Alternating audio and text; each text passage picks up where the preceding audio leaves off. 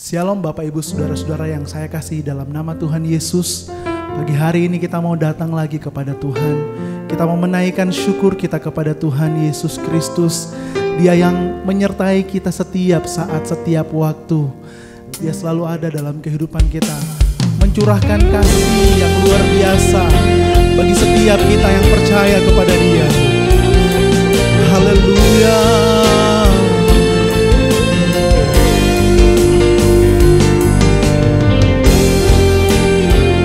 Datang kepadamu Tuhan,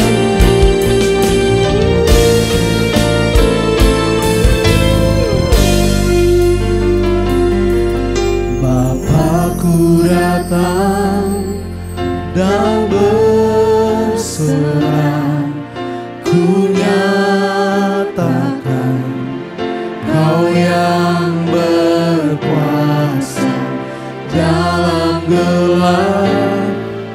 Kau setia, Kau cahaya hidupku.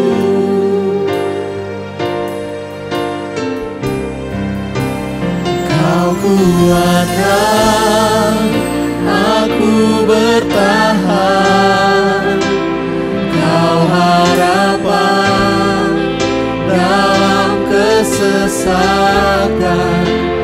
Kau buktikan kesetiaan-Mu Tuhan, Engkau Allah Immanuel. Engkau Allah beserta dengan kami Tuhan. Oh Tuhan,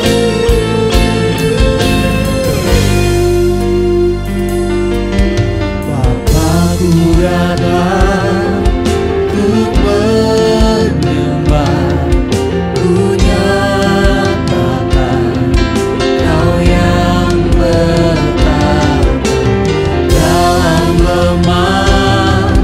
Kau sempurna, Kau cahaya bagiku. Kau kuatkan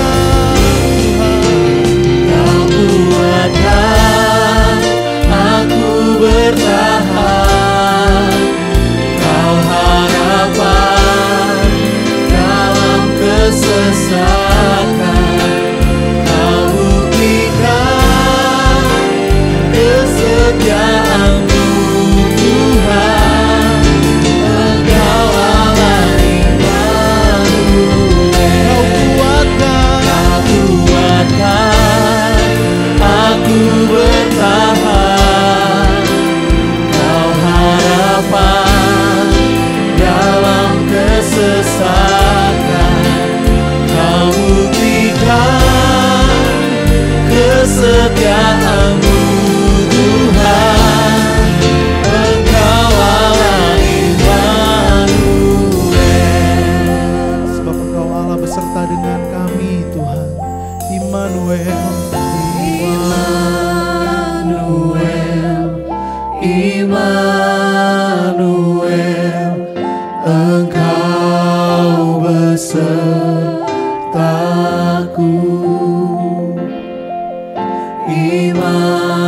Immanuel, Immanuel, Engkau Allah besertaku.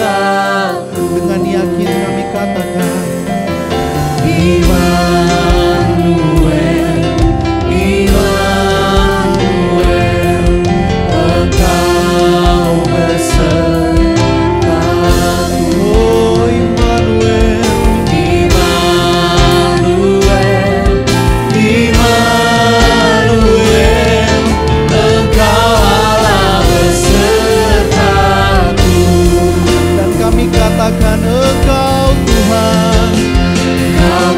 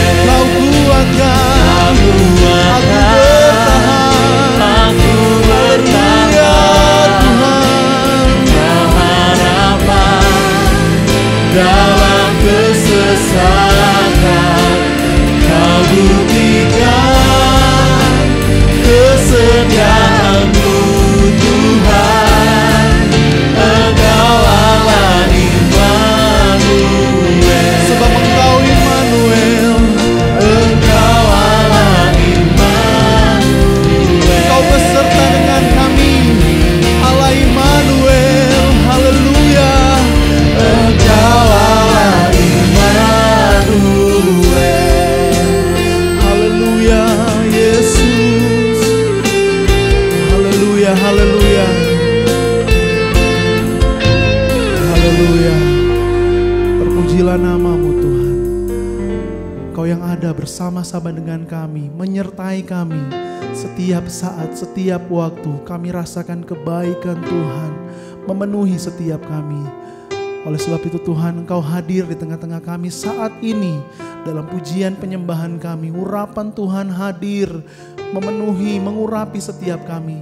Dan kami boleh bebas bersuka cita oleh karena Engkau Allah yang berkuasa dan bertahta atas kami. Terima kasih Tuhan.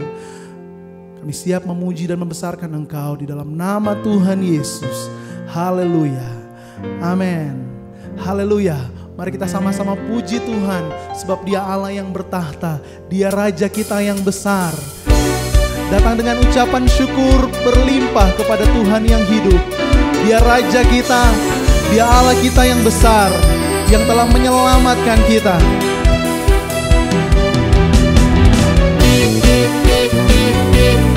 Mari bersuka cita bersama-sama dalam pujian kita kepada Dia. Bersyukurlah kepadanya. Bersyukurlah kepadanya, bawalah pujian baginya, karena Dia Raja, Dia yang berkuasa. Tuhanlah kekuatanku, mazmur dan keselamatanku, Dia penolongku, yang melindungiku. Kau yang berjaya, seluruh semesta sujud menyembah Dia. Akulah kebangkitanmu, mujizat telah terjadi. Junjung kasih anugerahmu, tegal berbulan mulia. Masyurlah perbuatanmu, Kau menyelamat hidupku. Kasih-Mu tiada tara, bertahta Kau Tuhan Rajaku. Kau Allah yang bertahta Tuhan. Nyanyikan bersama-sama, bersyukurlah. Bersyukurlah kepadanya, bawalah pujian baginya, karena Dia Raja, Dia yang berkuasa. Tuhanlah kekuatanku, mazmur dan keselamatanku, Dia penolongku, yang melindungiku. Kau yang berjaya, seluruh semesta sujud menyembah. Agunglah Tuhan. Akulah kebangkitanmu, mujizat telah terjadi. Tunjuk kasih anugerahmu, tegal berbulan mulia. Masyurlah perbuatanmu, Kau penyelamat hidupku. Kasih-Mu tiada tara, bertahta Kau Tuhan Rajaku. Dia Allah, Dia bertahta di atas puji-pujian kita. Dia berkuasa atas segala kehidupan kita. Haleluya.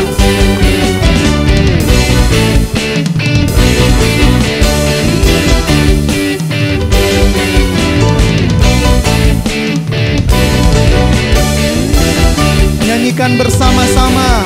Kau yang berjaya, seluruh semesta sujud menyembah. Akulah kebangkitanmu, mujizat telah terjadi. Junjung kasih anugerahmu, tegal berbulan mulia. Masyurlah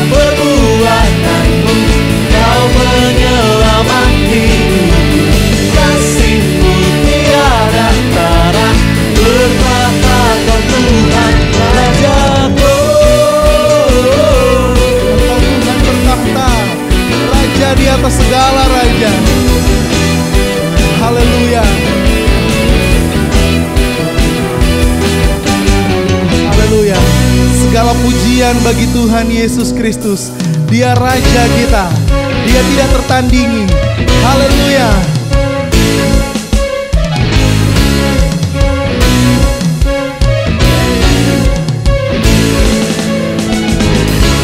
Sebab Yesuslah Tuhan yang memberikan kekuatan dan kemenangan bagi kita.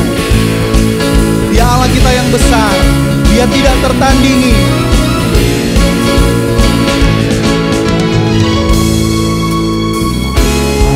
Siapa kau bandingkan perbuatannya yang heran?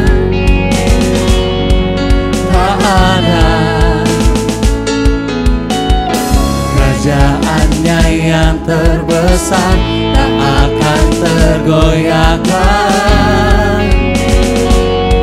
Semua musuh pun gemetar mendengar namamu Tuhan. Sorak kemenangan Yesus, sungguh tak tertandingi. Tak ada yang setara denganmu.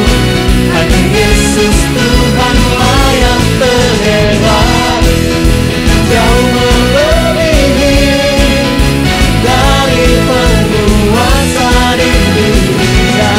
Kerajaanmu kekal. Haleluya. Tiada tertanding Engkau Tuhan. Pada siapa kau bandingkan perbuatannya yang heran? Tak ada. Kerajaannya yang terbesar tak akan tergoyahkan. Sebab semua musuh gemetar. Semua musuh pun gemetar mendengar namamu Tuhan. Sorak kemenangan. Sungguh tak tertandingi. Tak ada yang setara denganmu. Hanya Yesus Tuhanlah yang terhebat, jauh melebihi dari penguasa di dunia. Kerajaanmu kekal. Sungguh tak tertandingi. Tak ada yang setara denganmu. Hanya Yesus Tuhanlah yang terhebat, jauh melebihi dari penguasa di dunia. Kerajaanmu kekal. Haleluya. Segala pujian, segala hormat bagi Yesus Kristus. Haleluya. Haleluya. Puji Tuhan. Saatnya kita akan masuk dalam pemberitaan firman Tuhan. Biar kekudusan Tuhan, kuasa Tuhan memenuhi kita. Kita semakin percaya kepada Dia, Allah Sang Pemilik kehidupan kita. Haleluya.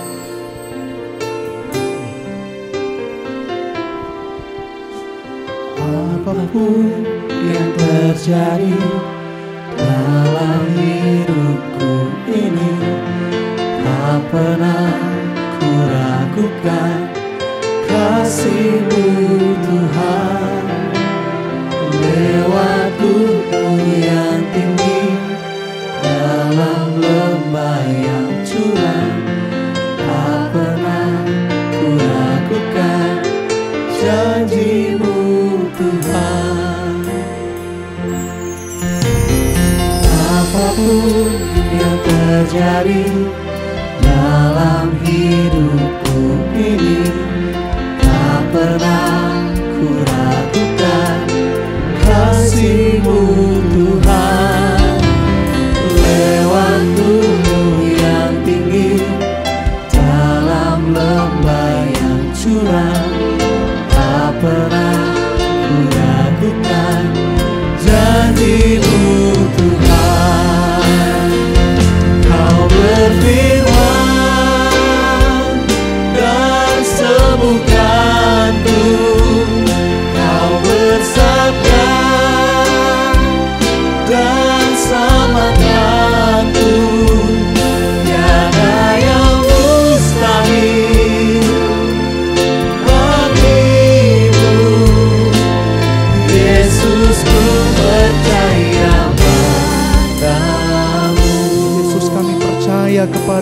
Tuhan.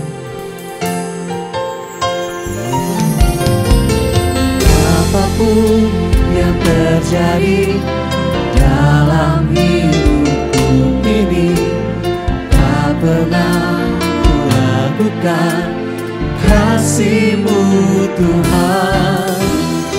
Lewat gunung yang tinggi, dalam lembah yang curam, tak pernah ku ragukan janji-Mu Tuhan. Ini keyakinan kami. Kau berfirman dan sembuhkanku, Kau bersabda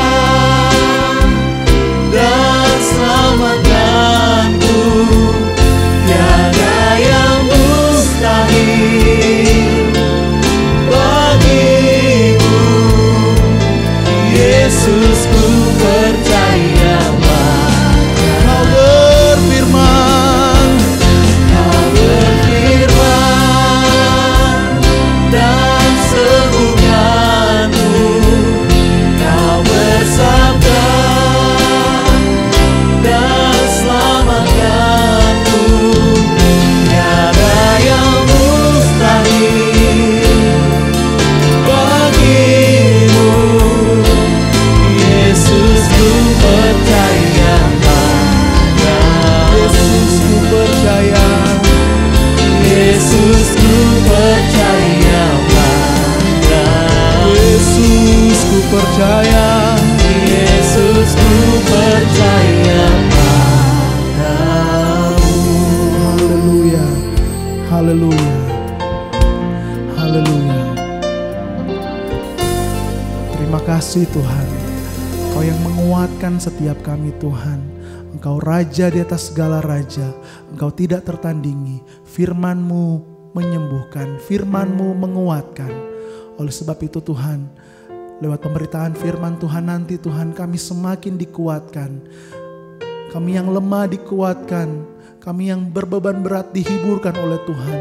Segala penyakit-penyakit kami disembuhkan di dalam nama Tuhan Yesus. Dan kami boleh melihat perbuatan Tuhan yang besar semakin nyata dalam kehidupan kami. Terima kasih Tuhan. Dalam nama Tuhan Yesus kami bersyukur kepadamu. Haleluya. Amin. Puji Tuhan, Tuhan baik buat kita. Hari ini kita merayakan hari besar ya di dalam tradisi Pentakosta. Maka ini hari adalah hari pencurahan Roh Kudus yang memang menggenapi nubuatan ya dari kitab Yoel, bahwa roh tidak hanya diberikan untuk segelintir orang saja, tetapi bagi semua orang percaya. Puji Tuhan, saudara. Saya mau memberi judul firman Tuhan pada pagi hari ini, dipimpin oleh pemimpin yang terbaik. Ya, dipimpin oleh pemimpin yang terbaik. Saudara, sebuah institusi, sebuah lembaga, ya, itu jatuh bangunnya bergantung pada pemimpinnya, saudara. Kalau pemimpinnya baik, pemimpinnya visioner, ya bisa melihat jauh ke depan, lalu biasanya saudara pemimpin itu akan membawa institusi itu ke level yang lebih tinggi. Nah, kita bersyukur bahwa Tuhan menyediakan kepada kita ya, bukan hanya pemimpin yang baik, tetapi pemimpin yang terbaik, saudara. Nah, mari kita akan melihat teks kita di dalam surat Roma ya, pasal yang ke-8 ayat yang ke-14 ya. Roma pasal 8 ayat yang ke-14 ya. Saya bacakan untuk kita sekalian. Semua orang yang dipimpin Roh Allah adalah anak Allah. semua orang yang dipimpin Roh Allah adalah anak Allah. Nah, menarik sekali saudara, sebelum kita akan lanjut membahas ayat ini, mari kita lihat cara Rasul Paulus mengungkapkan pernyataan ini. Ya, perhatikan saudara, Rasul Paulus tidak mengatakan semua anak Allah akan dipimpin Roh Allah. Nah, kalau begitu berarti itu terjadi secara otomatis dan kita pasif saja berpangku tangan lalu Roh yang akan pimpin kehidupan kita. Tidak, saudara. Sebaliknya Rasul Paulus mengungkapkan, pokoknya kalau ketemu seseorang yang di dalam hidupnya itu menunjukkan pimpinan Roh, ya, maka dia pasti anak Allah. Nah, ini berbeda, saudara. Ya, jadi bisa jadi seseorang itu ngaku-ngaku dirinya adalah orang Kristen, ya, menyebut dirinya aku ini anak Allah. Ya, aku orang Kristen, aku orang percaya. Tapi pertanyaannya, ada pimpinan Roh atau tidak? Kalau tidak, berarti dia bukan anak Allah yang sejati. Saudaraku yang dikasihi oleh Tuhan. Dan ini menjadi begitu mendasar di dalam kehidupan kita sebagai orang yang percaya kepada Tuhan kita Yesus Kristus, percaya dan mengikut Dia. Karena memang di dalam Alkitab kita, kehidupan kita itu digambarkan sebagai sebuah perjalanan, saudara. Ya, mari kita lihat karakteristik dari perjalanan kehidupan kita. Perjalanan kehidupan kita sebagai seorang beriman. Pertama, saudara, sama seperti perjalanan pada umumnya, ya, sama misalnya ambil contoh dalam perjanjian lama, ya, umat Israel diperbudak di Mesir, lalu kemudian dibawa keluar, diselamatkan oleh Allah, ya, melalui kepemimpinan Musa, dan ada tujuan yang pasti. Kemana? Tanah perjanjian, tanah Kanaan, ya, ada tujuannya. Ya, dan kehidupan kita pun juga begitu, saudara. Pada akhirnya kehidupan kita ini sebagai persiapan menuju ke Yerusalem baru, ke sorga, katakanlah begitu, saudara. Ya, jadi ada tujuan. Lalu kemudian bahwasanya perjalanan itu merupakan sebuah proses. Ya, dan proses itu pasti ada lika-likunya. Ya, kadang kita di atas, kadang di bawah. Kadang jalannya mulus, kadang jalannya terjal, saudara. Nah, itu sebabnya, nah ini membawa kita ke poin yang ketiga. Perjalanan itu beresiko. Bisa jadi, saudara, karena satu dan lain hal, maka kita gagal untuk sampai ke tujuan. Nah, itu sebabnya dibutuhkan seorang pemimpin, dan bukan pemimpin yang kaleng-kaleng, saudara. Pemimpin kaleng-kaleng itu, waduh, tidak menjamin apakah kita sampai atau tidak. Tetapi Tuhan, sekali lagi kita bersyukur kepadanya, Dia menyediakan pemimpin yang terbaik. Pemimpin yang terbaik itu yang bagaimana? Pertama, saudara, dia tahu betul jalan menuju ke tujuan itu. Jalan yang benar, yang harus kita lalui. Lalu kedua, karena itu sebuah proses, maka pemimpin kita itu harus pemimpin yang sabar dan penuh kasih. Karena kadang-kadang kita lelah dalam perjalanan kehidupan kita.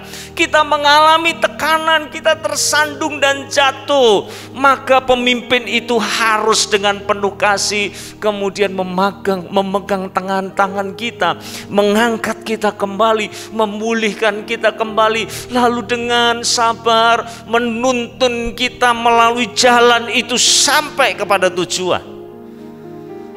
Yang terakhir, saudara, pemimpin yang terbaik, dia bisa memastikan bahwa perjalanan kita itu aman.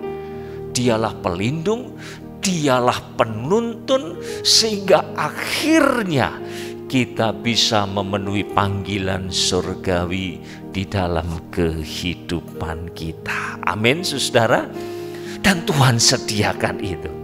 Nah, saya mau mengatakan ini, ya, bahwa seorang Kristen adalah seorang yang mendapat pemimpin yang baru, karena ada pemimpin yang lama. Pemimpin yang lama itu apa, saudara? Kedagingan kita, hawa nafsu kita, kepentingan diri kita, egoisme kita. Dan sudah pasti kalau kita dipimpin oleh kedagingan, nafsu, bahkan keberdosaan kita, sudah pasti kita tidak akan pernah sampai ke tujuan. Nah, mari kita akan melihat lebih jauh, saudara. Saya mau sampaikan 5 di sini, cepat saja, saudara, ya. Ini hal-hal yang sangat simpel dan praktis di dalam kehidupan kita mengenai pimpinan roh dalam kehidupan kita. Apa karakteristiknya? Yang pertama, saudara, pimpinan roh, ya, kalau kita bicara pimpinan roh dalam hidup kita, itu bukan berarti kemudian kita pasif lalu Roh Kudus yang membuat keputusan bagi kita. Tidak demikian, saudara. Itu sebabnya saya menentang keras filosofi yang sering digaungkan banyak orang. Sudah mengalir saja bersama Roh Kudus. Hati-hati, saudara. Bukan demikian. Mengalir itu berarti kan kita pasif saja, lalu membiarkan Roh Kudus yang pimpin hidup kita. Kenyataannya tidak begitu, saudara. Nah, barangkali padanannya adalah ayat yang ada di Filipi pasal 2 ayat 12 itu. Ya. Hai saudara-saudaraku yang kekasih, kamu senantiasa taat. Karena itu tetaplah kerjakan keselamatanmu dengan takut dan gentar. Nah, saudara perhatikan di sini. Keselamatan murni adalah oleh kasih karunia Allah. Kita tidak membayar sedikit pun, entah dengan persembahan, entah dengan perilaku baik kita, tidak, saudara. Kita hanya menyambutnya dengan iman, dan itu adalah free gift, pemberian yang cuma-cuma dari Allah, saudara. Tapi ingat, apakah kemudian kita mengalir saja, berdiam diri, Tuhan pimpin hidup kita? Tidak. Kita masih harus berpikir, kita harus menimbang, kita harus mengatur, mengarahkan kehidupan kita supaya kita bisa berjalan di dalam kehendak dan rencananya. Jadi bukan berarti pasif, ya. Lalu yang kedua, saudara, pimpinan Roh Kudus itu bukan, perhatikan ini penting, bukan untuk melepaskan kita dari masalah, ujian, penderitaan. Tetapi tujuan pimpinan Roh Kudus adalah untuk menaklukkan dosa di dalam kehidupan kita. Nah, ini orang ini seringkali salah berpikir, saudara. Banyak orang percaya yang berpikir kalau saya ikut Tuhan, Tuhan akan muluskan jalan di depan saya. Tidak ada lagi kerikil-kerikil tajam di situ. Tidak ada sesuatu pun yang akan melukai saya dalam kehidupan ini, saudara. Dan kitab suci katakan, sesungguhnya pimpinan Tuhan bukan untuk meluruskan, menghilangkan semua rintangan dan halangan dan tantangan dalam kehidupan kita, tidak. Tetapi supaya kita menjadi seperti Kristus, itu tujuannya. Perhatikan, saudara, 1 Petrus pasal yang pertama, ayat yang pertama dan kedua. Dari Petrus, Rasul Yesus Kristus, kepada orang-orang pendatang yang tersebar di Pontus, Galatia, Kapadokia, Asia Kecil, dan Bitinia. Perhatikan di sini, yaitu orang-orang yang dipilih sesuai dengan rencana Allah Bapa kita, dan yang dikuduskan oleh Roh, supaya kita bisa taat kepada Yesus Kristus dan menerima percikan atau penebusan daripada darah Kristus itu. Saudara perhatikan di sini karya Roh Kudus digarisbawahi oleh Rasul Petrus. Bukan untuk menyingkirkan semua masalah dalam hidup kita, semua kesulitan, semua problem dalam hidup kita, tetapi tujuan Allah mengutus Roh Kudus selain Allah kemudian menjadikan kita sebagai manusia baru, maka selanjutnya dalam perjalanan menuju ke tujuan panggilan ilahi itu, Allah terus membentuk hidup kita melalui Roh-Nya, menyucikan kita dari segala dosa, kesalahan, dan pelanggaran kita. Sehingga sampai di sana, saudara, bayangkan ya, kalau ini tidak dikerjakan Roh, nanti di surga itu campur sama orang-orang yang masih iri hati, yang ada dengki, yang masih suka ngomongin orang, ngegosip, saudara, yang masih menyimpan kepahitan, dendam, dan seterusnya. Tapi karena Roh Kudus bekerja, akhirnya saudara, ketika kita sampai di sana nanti, kita kumpul dengan orang-orang yang sudah diubah oleh Roh-Nya. Amin. Puji Tuhan. Lanjut saudara, yang ketiga, pimpinan Roh bisa berupa kesan dalam hati, juga bisa tidak. Nah, perhatikan ya, bisa iya, bisa tidak. Kenapa begitu? Karena saudara, kesan ini bisa benar, bisa salah. Ya, bisa benar, bisa salah. Saya kira kita semua pernah mengalami itu ya. Ya, kita pikir, waduh, ini dari Tuhan. Ternyata bukan, saudara. Ya, kalau di negara-negara yang latar belakang Kristen itu yang lalu saya dengar ya, waktu pemilihan presiden, pemilihan gubernur, ya, wali kota dan sebagainya, saudara, itu ada orang-orang bahkan pemimpin-pemimpin Kristiani ya, yang mengatakan Roh Kudus berbicara bahwa si A inilah orang pilihan Allah. Lu hati-hati lu saudara ya, mengatakan begitu bisa jadi sangat subjektif. Itu dari sudut pandangnya, karena dia sendiri berpihak kepada orang itu. Hati-hati saudara. Saya pernah dengar teman saya cerita saudara, sebuah rumah tangga berakhir dengan perceraian. Lalu saya bertanya, kok bisa? Ya, ini anak Tuhan, kenapa begitu? Karena lakinya pertama datang dan mengatakan, kamu ini pilihan Tuhan buat aku loh. Roh Kudus bicara sama aku. Loh, waduh, ya wanita kalau digituan kan kaget juga, apalagi dia seorang yang takut Tuhan. Begitu, beneran, serius dah. Lalu akhirnya dia meyakinkan ya, saya sudah berdoa, puasa dan sebagainya. Hati-hati saudara, hati-hati ya. Iblis bisa memanfaatkan itu seolah-olah itu suara Roh Kudus, padahal sesungguhnya itu suara hati kita, dari diri kita sendiri, dari kedagingan kita bahkan, tetapi kita atasnamakan Roh Kudus. Nah, kita mesti berhati-hati saudara. Sebabnya saya mau lengkapi terus ini ya. Mari kita lanjutkan. Mari kita lihat apa yang dikatakan Billy Graham di sini. Ini penting saudara, saya kira untuk kita catat bersama-sama. Beliau mengatakan begini, jika Anda mengenal Kristus, ya, sungguh-sungguh mengenal Kristus, Anda tidak perlu mengemis, ya, minta-minta supaya Roh Kudus datang dalam hidup Anda. Itu sudah otomatis, ya. Sudah otomatis, itu take it for granted, itu sudah pasti. Ia sudah ada di sana, kata beliau. Nah, kemudian nasihat dia, saudara.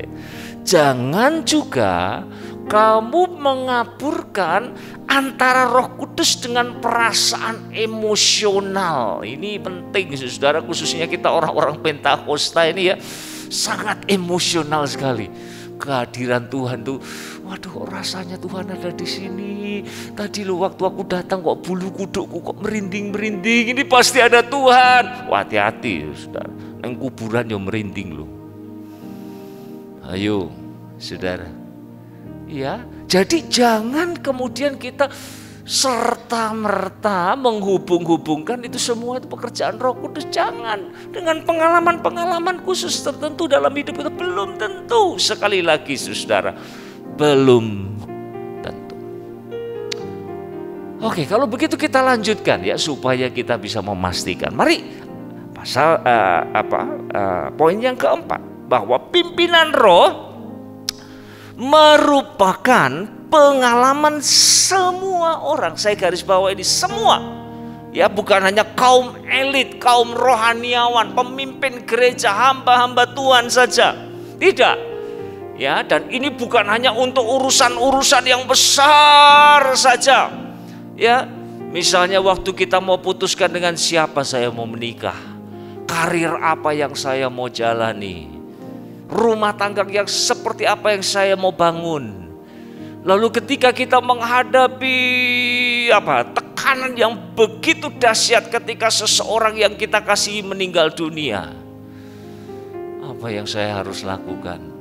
Bukan hanya hal-hal yang besar, tetapi saudara, saya yakin kita semua nanti sampai di surga kita akan kaget-kaget.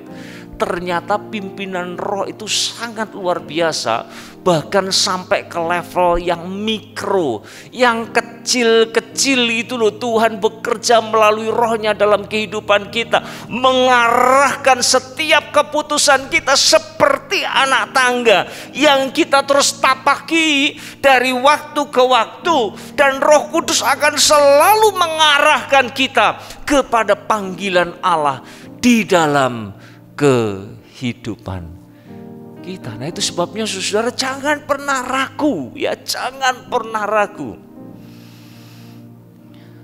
mengikut sertakan Roh Kudus dalam kehidupan kita.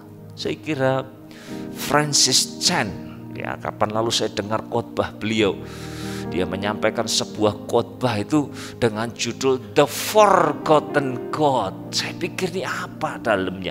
Ternyata isinya tentang Roh Kudus. Ya, Roh Kudus itu kan bagian dari Allah Trinitas. Ada Allah Bapa, ada Tuhan Yesus, ada Roh Kudus. Tetapi yang sering-sering kita sebut, kita ikut sertakan dalam hidup kita itu Bapa dalam doa kita, dalam nama Tuhan Yesus. Roh Kudus jarang dilibatkan, maka disebut the forgotten God, Allah yang dilupakan, saudara. Nah, saya percaya momentum ini, ketika kita merayakan pencurahan Roh Kudus, kita seharusnya mulai belajar untuk melibatkan Roh Kudus. Mulai pagi bangun kita berdoa, Roh Kudus, pimpin pikiran saya, pimpinlah perasaan saya, pimpinlah setiap keputusan yang saya ambil.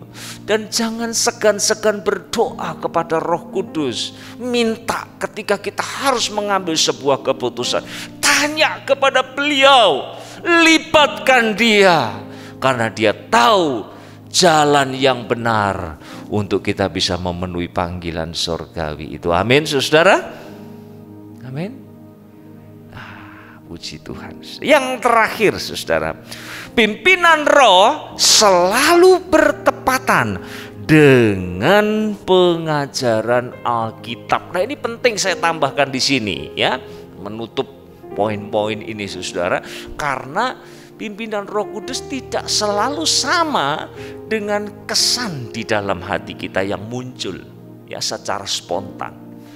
Lalu bagaimana kita mengeceknya? Firman yang tertulis, dia adalah Roh kebenaran. Dia yang mengilhamkan penulisan Alkitab itu sehingga tidak pernah salah untuk kita membaca dan memegang teguh apa yang dikatakan di dalam firman Tuhan. Sebab itu adalah kebenaran yang mutlak, yang tidak pernah salah. Dan kalau kita mau ukur, bukan dengan perasaan kita, aduh kayaknya kok saya ngerasa enak ya, ini saya ada damai, saya ada ketenangan, saya ambil. Enggak. Datang kepada firman Tuhan, tenggelamkan diri kita dalam firman Tuhan. Saudara akan menemukan jalan yang saudara harus tempuh dengan pertolongan Roh-Nya yang kudus. Nah saudara, saya mau akhiri dengan membaca satu bagian firman Tuhan di dalam 1 Korintus pasal 3, ya, ayat yang pertama sampai dengan ayat yang ketiga. Saya bacakan untuk kita sekalian. Dan aku, saudara-saudara, pada waktu itu tidak dapat berbicara dengan kamu seperti manusia rohani, tetapi hanya dengan manusia duniawi yang belum dewasa di dalam Kristus. Maka susulah yang kuberikan kepadamu, kata Rasul Paulus, bukanlah makanan keras, sebab kamu belum dapat menerimanya, dan sekarang pun kamu belum dapat menerimanya. Perhatikan ayat yang ketiga. Karena kamu masih manusia duniawi. Ini kepada jemaat di Korintus ya, Rasul Paulus berbicara. Bukan orang yang belum percaya ini jemaat. Ya, manusia duniawi. Sebab jika di antara kamu masih ada iri hati, perselisihan, bukankah hal itu menunjukkan bahwa kamu manusia duniawi dan bahwa kamu hidup secara manusiawi? Saudara perhatikan di sini, Rasul Paulus menunjukkan kepada kita bahwa ada dua macam orang percaya. Ya, yang pertama adalah manusia rohani. Ya, manusia rohani. Manusia rohani bukan dari bahasa lidahnya yang hebat, bukan, saudara. Bukan karunia-karunia yang dia miliki, itu tidak ada hubungannya ya dengan kedewasaan rohani seseorang. Tetapi di sini kita melihat, saudara, di pasal yang kedua, kita atret satu pasal, ayat 15 dan 16, Rasul Paulus mengatakan kepada kita, tetapi manusia rohani menilai segala sesuatu, tetapi ia sendiri tidak dinilai oleh orang lain. Ya, ini perlu penjelasan lebih jauh. Ayat yang ke-16, sebab siapakah yang mengetahui pikiran Tuhan sehingga ia dapat menasihati dia? Perhatikan perkataan Rasul Paulus selanjutnya. Tetapi kami memiliki pikiran Kristus. Nah, ini ciri dari manusia rohani. Ketika pikirannya tidak lagi dikuasai oleh kepentingan diri, hawa nafsu, keberdosaannya, saudara, kedagingannya, egoismenya, tetapi pikirannya sudah ditransformasi, diubahkan, sehingga pikiran Kristus menjadi nyata di dalam kehidupannya. Itulah manusia rohani. Cara dia melihat masalah berbeda dengan orang-orang yang di luar sana, dengan orang-orang yang masih duniawi itu, saudara. Dia akan melihat dari sudut pandangnya Kristus. Lalu kalau saudara tanya, gimana ya Pak supaya kita bisa punya pikiran Kristus? Pikiran Kristus sudah dituangkan dalam Alkitab kita. Kitab suci kita itu memuat pikiran Allah, hal-hal yang tidak terselami oleh manusia natural, ya, manusia alamiah. Roh Kudus sudah menuangkan pikiran Kristus, pikiran Allah itu dalam kitab suci kita. Jadi itu sebabnya sangat ironis kalau kemudian kita ngaku-ngaku sebagai orang Kristen, tetapi kita tidak pernah bersentuhan, tidak pernah membaca Alkitab. Saya percaya, maka pikiran kita bukan pikiran Kristus, pikiran kita sendiri. Mari saudara, setiap hari tenggelamkan hidup kita dalam kebenaran firman Tuhan. Maka pikiran Kristus akan secara perlahan namun pasti, ya, menggantikan pikiran-pikiran manusiawi kita. pada saat itulah kita masuk dalam kategori manusia rohani. Lalu kemudian yang kedua adalah manusia duniawi, ya. Tadi dikatakan oleh Rasul Paulus. Apa maksudnya? Saya pinjam dari apa yang dikatakan oleh Warren Wiersbe, ya. Beliau mengatakan begini, orang Kristen yang duniawi, ya, itu adalah orang Kristen yang tidak dewasa, yang hidup pada level kanak-kanak, tidak bertumbuh. Kenapa tidak bertumbuh? Karena dia tidak makan dari firman. Itu persoalannya. Bagaimana orang yang nggak pernah makan kok disuruh bertumbuh? Ya mati pasti, ya sakit pasti. Saudara, tidak heran kalau kemudian pimpinan Roh Kudus tidak nyata dalam kehidupannya. Kenapa? Karena tidak pernah mengkonsumsi makanan yang sehat yang Tuhan sebenarnya sudah sediakan bagi kita, tertulis di dalam firman-Nya. Saudara, puji Tuhan. Apa yang Tuhan tuntut dari kita sebenarnya Tuhan sudah sediakan. Amin. Tidak mungkin Tuhan tuntut kita lalu Tuhan tidak sediakan.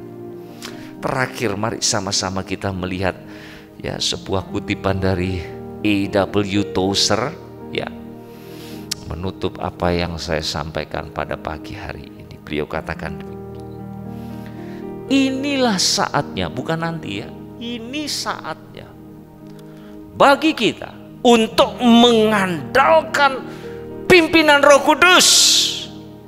Kenapa? Jawabnya, sebab memimpin diri sendiri terlalu mahal harganya. Kita harus membayarnya dengan kebinasaan, dengan kematian kekal. Ketika kita pimpin diri kita, jangan pernah sok-sokan, saudara. Berapa lama saudara jadi anak Tuhan? Jangan itu jadi pertimbangan, sekarang waktunya saya mandiri. Tidak. Karena Tuhan sudah mendesain bahwa hidup kita harus ikut pimpinan dari Roh Kudus. Bisa katakan amin? Amin. Saya berdoa gereja ini akan terus dipimpin dan dipenuhi dengan Roh Kudus, saudara. Amin. Puji Tuhan. Mari kita tunduk kepala, saudara. Kita akan sama-sama sambut firman Tuhan dengan pujian Roh-Mu yang hidup penuhiku, mengalir dalamku, jiwaku tenang bersamamu dalam naungan. Kita akan berdoa dan mengatakan, ku buka hati untuk jamahan-Mu ya Roh Kudus. Nyanyikan pujian ini dengan hati yang terbuka di hadapan Tuhan. Roh-Mu yang hidup penuhiku, mengalir dalamku, jiwaku tenang, jiwaku tenang bersamamu dalam naunganmu. Ku buka hati, ku buka hati untuk jamahan-Mu, berserah penuh di hadirat-Mu. Kau ambil alih seluruh hidupku di altar-Mu, menyembah-Mu. Roh-Mu yang hidup, mari kita berdiri bersama-sama. Roh-Mu yang hidup penuhi. Jadikan ini doa saudara, sungguh-sungguh serius di hadapan Tuhan. Minta supaya Tuhan pimpin hidupmu. Jiwaku tenang bersamamu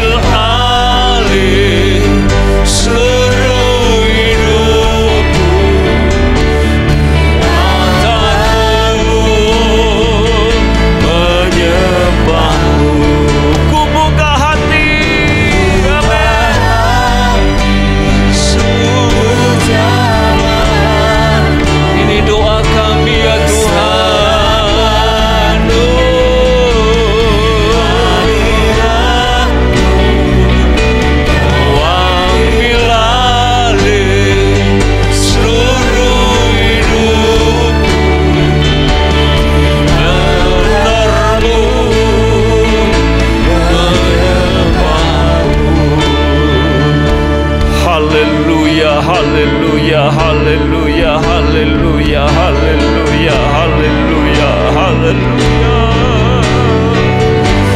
Oh, mari ambil waktu semenit, 2 menit, saudara. Buka hatimu di hadapan Tuhan. Roh Kudus rindu untuk menjamah, memenuhi hidupmu sekali lagi. Haleluya. Oh, yes.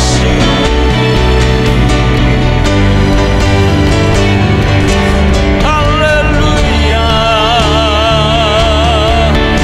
Jamahlah kami ya Tuhan. Oh, jamahlah kami Yesus. Oh, haleluya. Pimpin hidup kami Tuhan. Pimpinlah hidup kami ya Allah. Oh, terima kasih Yesus.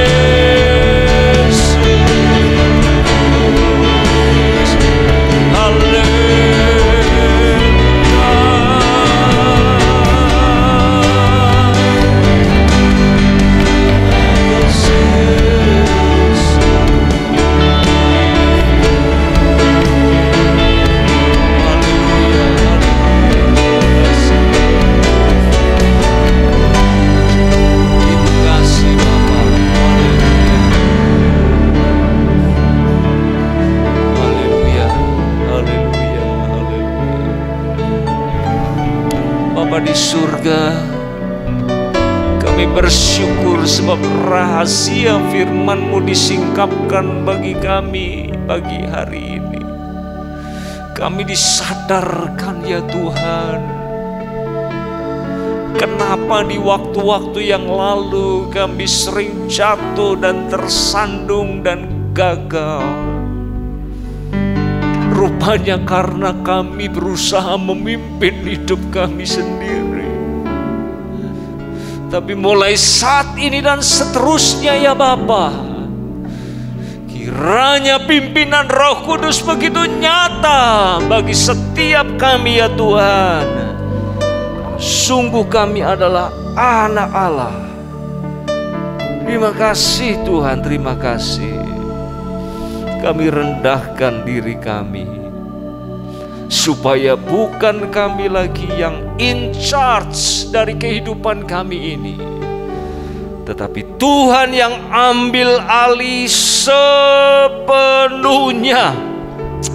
kehidupan bisnis kami, kehidupan rumah tangga kami, pelayanan-pelayanan kami yang kami kerjakan, semua yang kami lakukan diambil alih oleh pemimpin yang terbaik yang Tuhan sediakan bagi kami.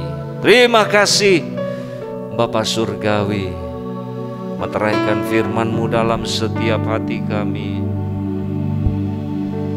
Kami berdoa Tuhan yang memampukan kami. Terima kasih. Doa kami naikkan demi nama Tuhan kami Yesus Kristus. Semua yang menerima dan menyimpan firman dalam setiap hatinya, sama-sama katakan amin. Tuhan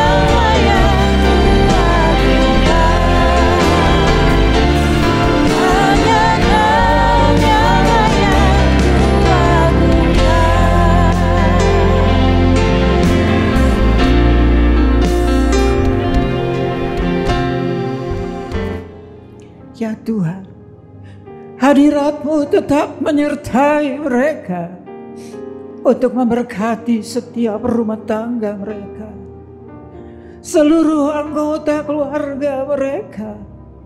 Berkatilah usaha dan mata pencaharian umat-Mu. Berkatilah roti dan air mereka. Berkatilah umat-Mu ini dengan kekuatan dan kesehatan. Sesungguhnya Dikau sangat mengasihi umat-Mu. Seluruh umat-Mu ini ada di dalam telapak tangan-Mu, dan tak seorang pun dapat merampas mereka, domba-domba-Mu ini, dari dalam tangan-Mu.